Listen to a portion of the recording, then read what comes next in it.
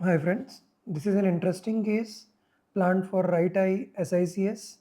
As you can see, I have written mature cataract, known case of polar cataract, left eye PCIOL. How come we know that right eye is having a polar cataract?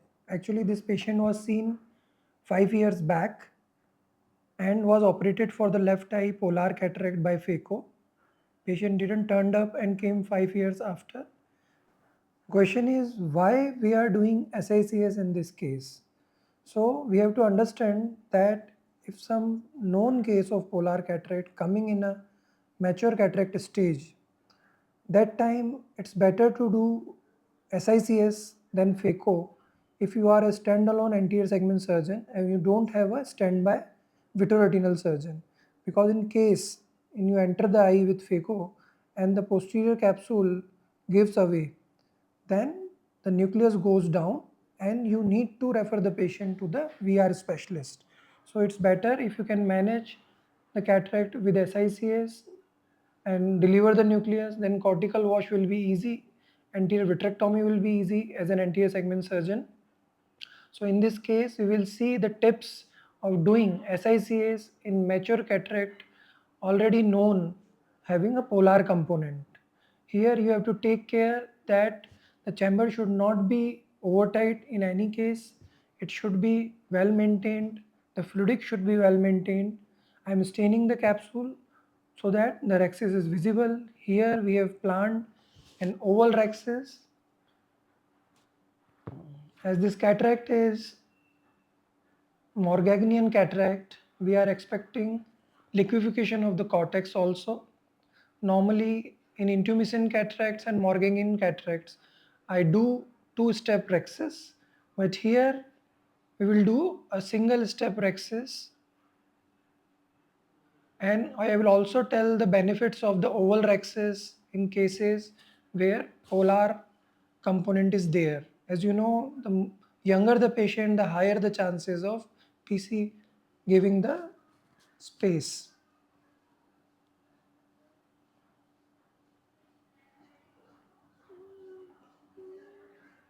The tunnel is formed. Now it's time to start the rhexis.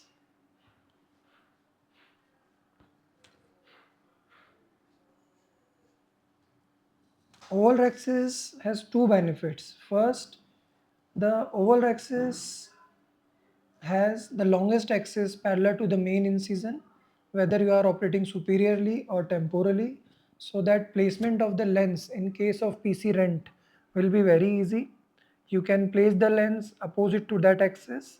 Second, if you are doing phaco in normal cataract where there is a polar component and you can see that thing, there you can have a longer tunnel in stop and chop technique and you can break the lens nucleus easily. So now we have shifted to rhexis forceps after lifting the flap. You can see the cortex which is liquefied is coming out. You should never continue without having a clear view. We inserted the visco, cleared the space. Now again we are continuing. We are trying to create an oval rhexis.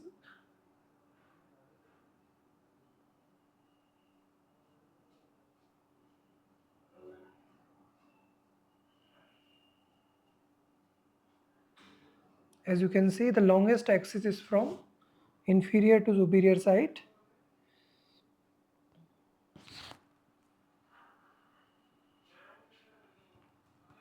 The rhexis size is longer from inferior to superior side and smaller from nasal to temporal side. As the nucleus seems to be soft, we can prolapse the nucleus. With the help of the dialer, we prolapse the nucleus into the AC. The cortex is completely liquefied. Here you have to take care that sudden decompression of the chamber should be avoided. You should use a good amount of visco below and above the nucleus.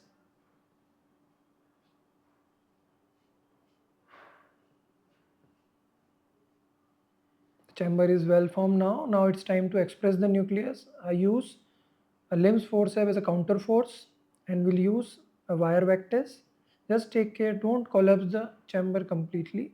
As you can see, we have delivered the nucleus successfully. The pupillary margin seems to be round and regular, and posterior chamber seems to be well formed.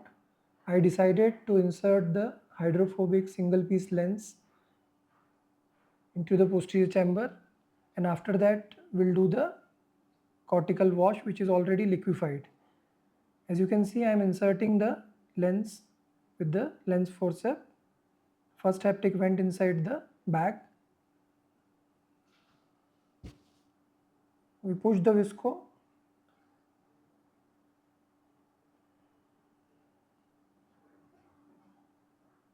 Now it's time to put the second haptic into the bag. We are using the side port to avoid any chamber collapse. As I rotated the lens, suddenly I felt that it's going down. The patient was not myopic, the power was hardly 19 diopter. So in suspicion, I lifted the lens again towards the AC with the help of the optic haptic junction.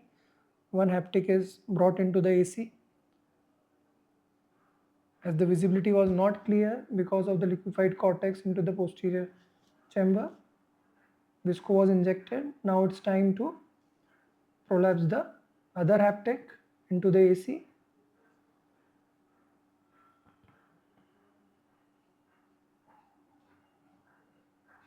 Other haptic was prolapsed.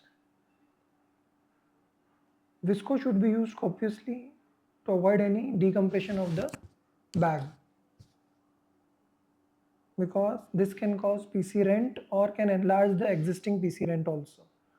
Now, with the help of the dialer, I brought the one haptic towards the main incision, and now with the help of the dialer, just lifting, we have taken out the complete lens.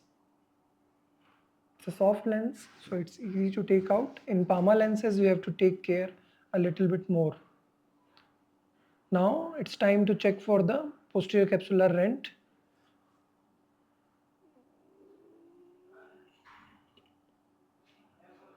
Visco was pushed.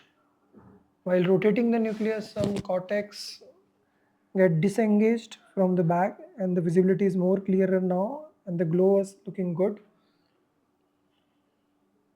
I decided to form one more side port and plan for bimanual cortical wash.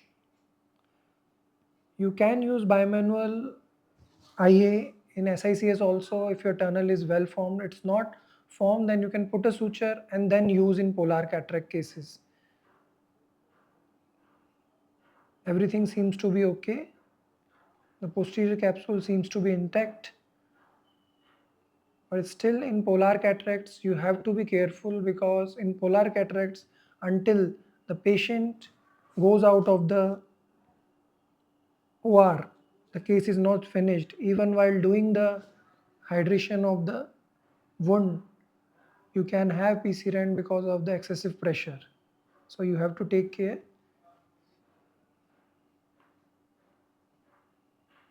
Left hand is my irrigation, right hand is aspiration. You can see as I remove the aspiration, I am putting visco to avoid any collapse of the chamber. That should always be kept in mind, even if you are doing Phaco or SICS.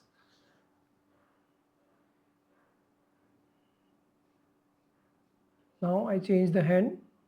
It's time to wash the temporal quadrant cortex. As we can see, the pupil is round. The capsular axis margin seems to be round regular. So there are no evidence of any vitreous loss or PC rent. That time when I pulled out the lens from the bag, I felt like that it was going down. For safety, I took it out, made the side clear, and now again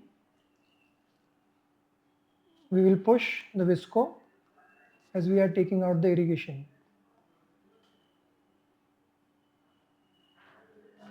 This practice you have to do You can use your assistant also, you can train them also, or you can do yourself also.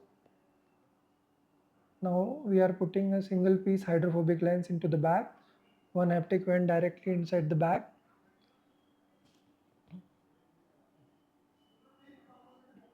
I am using the side port so avoid any decompression of the bag, because through main incision there are high chances that the chamber will collapse.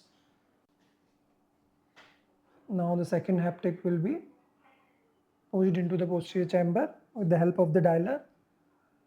For all maneuvers, I am trying to use side port wherever possible to maintain the chamber.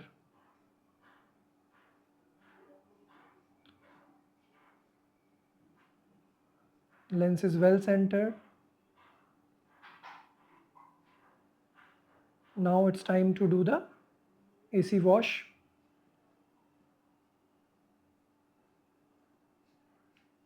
While doing AC wash, we are just irrigating. I am not aspirating too much with the Simcoe.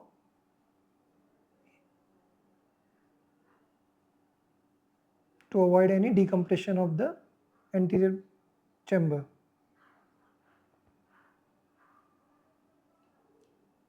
A nasal small cortical element is there that is removed from the side port with the help of the Simcoe.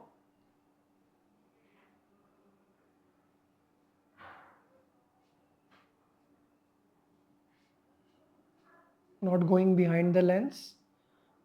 In polar cataract, you should avoid any posterior capsular polishing or going behind the lens. Now it's time to wash if any visco remaining is there.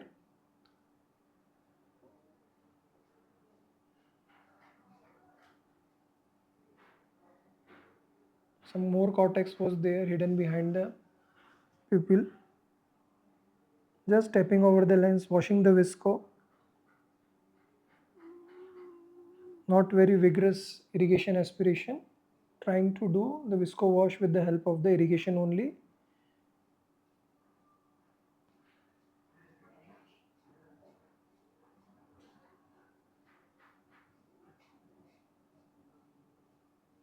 When planning for polar cataract, you should always be ready with your vitrectomy as a standby.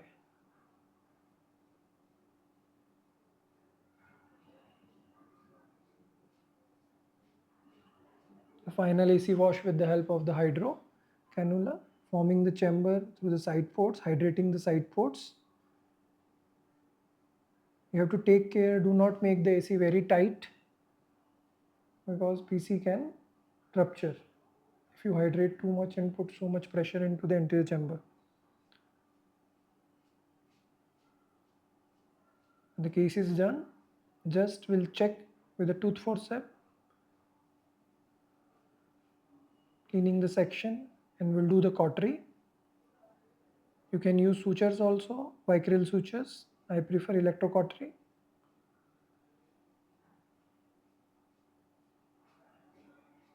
Both the ends of the wound are sealed with the cautery. This is the first day post-op picture. Thanks for watching.